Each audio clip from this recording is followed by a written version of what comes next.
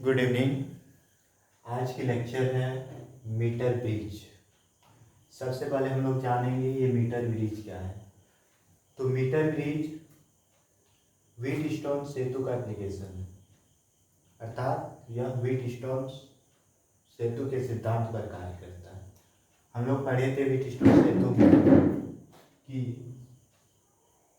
P by Q equal to R by S. अगर यहाँ से हम लोग एस निकालेंगे तो क्या होगा, Q into R upon P. P by Q equal to R by S, तो S equal to Q into R upon P. कहने का मतलब है कि मीटर ब्रिज यानी मीटर सेतु व्हीटस्टोन सेतु के सिद्धांत पर कार्य करता है। इसको चाहेंगे तो हम लोग इक्वेशन 1 मान सकते हैं। अब इसमें आपको याद रखना है बनावट इसका क्या है, स्ट्रक्चर क्या है। ठीक है, बनावट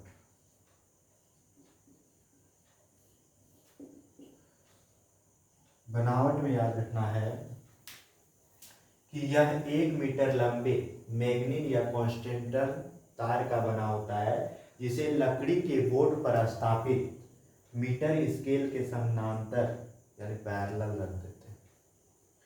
इसमें कॉपर स्ट्रिप, CS यानी कॉपर स्ट्रिप, कॉपर की 2 पट्टी होती है जो कि समकोण पर इस तरह से 90 डिग्री पे मुड़ी होती है। ये कॉपर स्ट्रिप के बीच 2 अंतराल रखा जाता है, ठीक है, और उसके मध्य एक सीधी पट्टी लगाई जाती है कॉपर स्ट्रिप की। एक अंतराल में हम लोग ज्ञात मान वाला प्रतिरोध बॉक्स R लगाते हैं तथा दूसरे अंतराल में अज्ञात प्रतिरोध S लगाते हैं। बीच वाली पट्टी जो होती है उसमें एक टर्मिनल होता है, ठीक है, जिसका संबंध गैल्वेनोमीटर से सर्पी कुंजी के साथ होता है।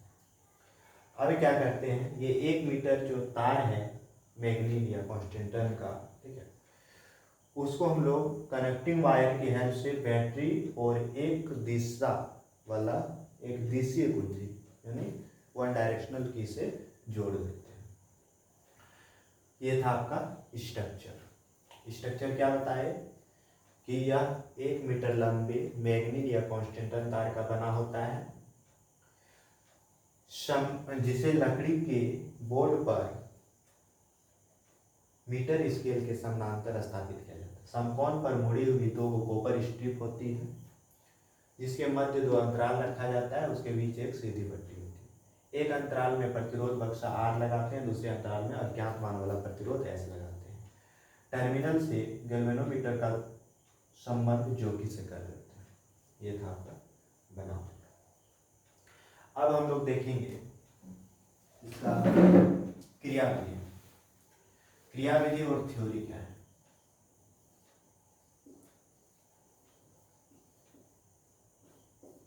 क्रियाविधि क्या बताता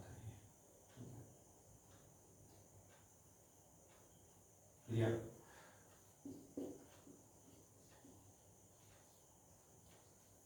क्रियाविधि को इंग्लिश में वर्किंग बोलते हैं। क्या बोलते हैं? वर्किंग। तो क्रियाविधि जो है क्या है इसका ये समझे। तो सबसे पहले हम लोग क्रियाविधि में एक कुंजी को बंद करते हैं, स्विच ऑन करते हैं, कुंजी को बंद करते हैं, जिससे कि विद्युत वाहक बल E सेल काम करे। अब क्या होगा कि जैसे ही धारा पास होता है तो इस वायर में यानी मैग्नीन या कॉन्स्टेंटन वायर में जो कि स्लाइड करता है इधर उधर, उसको स्लाइड कराते हुए एक बिंदु हम लोग J प्राप्त करते हैं, जहाँ पे देखते हैं कि गैल्वेनोमीटर में विक्षेपण 0 हो। ठीक है, अब मान लो A और J के बीच का जो आपका प्रतिरोध है P है, और B और J के बीच का प्रतिरोध क्या है, Q है। ठीक है, A और J के बीच का प्रतिरोध P है और B और J के बीच का प्रतिरोध Q है। करना क्या है मान ले इस भाग का लंबाई आपका एल है एजे का, तो बीजे का क्या होगा, टोटल 100 होता है, 100 सेंटीमीटर यानी 1 मीटर, तो ये एल को घटा देंगे, 100 घटाओ एल, ये होगा क्यू भाग का लंबाई। अब बोल रहे हैं एकांक लंबाई का अगर प्रतिरोध स्मॉल आर, जैसे प्रतिरोध को हम लोग आर से डिनोट करते हैं, तो मान लो एकांक भाग का लंबाई एल है, तो पी भाग का जो प्रतिरोध होगा वो क्या होगा, क्यू भाग का प्रतिरोध होगा वो क्या होगा, यानी एल भाग का, और 100 घटाओ एल भाग का क्या होगा। तो हम लोग देखते हैं, तो हम क्या बता रहे थे कि मान लीजिए ए और जे के बीच का प्रतिरोध पी है और बी और जे के बीच का प्रतिरोध क्यू है, ठीक है। इस भाग का लंबाई है, तो ये भाग आपका 100 घटाओ एल हो जाएगा। अब क्या करना है, एकांक लंबाई का प्रतिरोध अगर स्मॉल आर हो, तो पी भाग का प्रतिरोध को हम लोग क्या लिख सकते हैं, P equal to R into कितना लंबाई तक एल। उसी तरह से क्यू इक्वल टू क्या लिखा जा सकता है, Q equal to R into 100 minus L, R into 100 minus L. अब हम लोग यूज करेंगे क्या, विभव मापिका, सॉरी व्हीटस्टोन सेतु का सिद्धांत से, व्हीटस्टोन सेतु के सिद्धांत से। तो व्हीटस्टोन सेतु का सिद्धांत क्या है,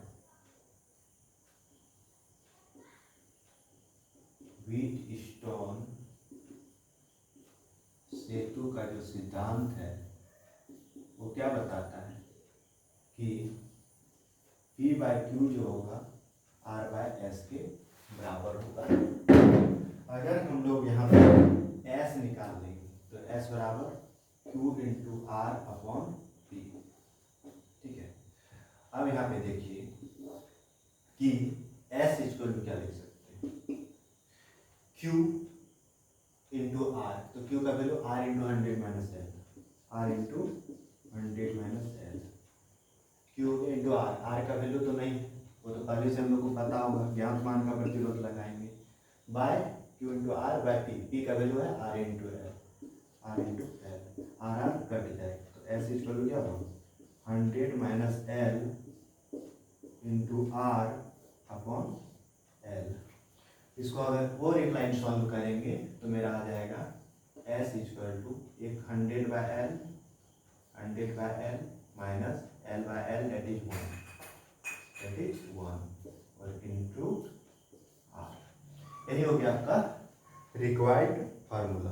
कहने का मतलब एल तथा आर यहाँ से बैठाइए या तो यहाँ मतलब फर्स्ट लाइन से या सेकेंड लाइन से, बात देखिए सेकेंड फर्स्ट या सेकेंड लास्ट, मतलब सेकेंड लास्ट या फर्स्ट लास्ट सेकेंड, क्या बोलते हैं इसको, लास्ट फर्स्ट या लास्ट सेकेंड। तो कहने का मतलब यहाँ से बैठाइए या यहाँ से बैठाइए, एल और आर, यहाँ भी एल और आर पता होने पर हम लोग क्या कर सकते हैं, एस यानी अज्ञात प्रतिरोध का मान ज्ञात कर सकते हैं। ये था आपका मीटर सेतु। तो हम लोग देखें इसमें कि सिद्धांत इसका था जनरली व्हीटस्टोन सिद्धांत पर, व्हीटस्टोन सेतु के सिद्धांत पर कार्य करता था। बनावट में देख लीजिए, समझ लीजिए कि यह 1 मीटर लंबे मैग्नीन या कॉन्स्टेंट तार का बना होगा, जिसको मीटर स्केल के समानांतर लकड़ी के बोर्ड पे रखेंगे, ठीक है।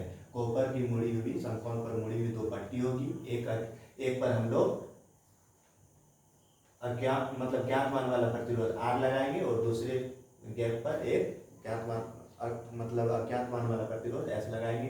टी बीच में टर्मिनल होगी, गैल्वेनोमीटर से ज्योति लगा देंगे, ठीक है। अब क्रियाविधि में बताए कि ये कुंजी को हम लोग क्या करेंगे, ऑन करेंगे अर्थात बंद करेंगे। अब करंट पास होगा यानी ई बैटरी यूज होगा, उस कंडीशन में जो कि ये डांस करेगा इधर उधर, ठीक है। डांसिंग के भी हम इसको नाम दे सकते हैं, ठीक है, नाम दे रही है। तो कहने का मतलब ये ए बी पे तार पर क्या करेगा, गति करेगा, एक बिंदु जे मिलेगा, उस कंडीशन में गैल्वेनोमीटर में रीडिंग आपको क्या मिलेगा, 0 मिलेगा।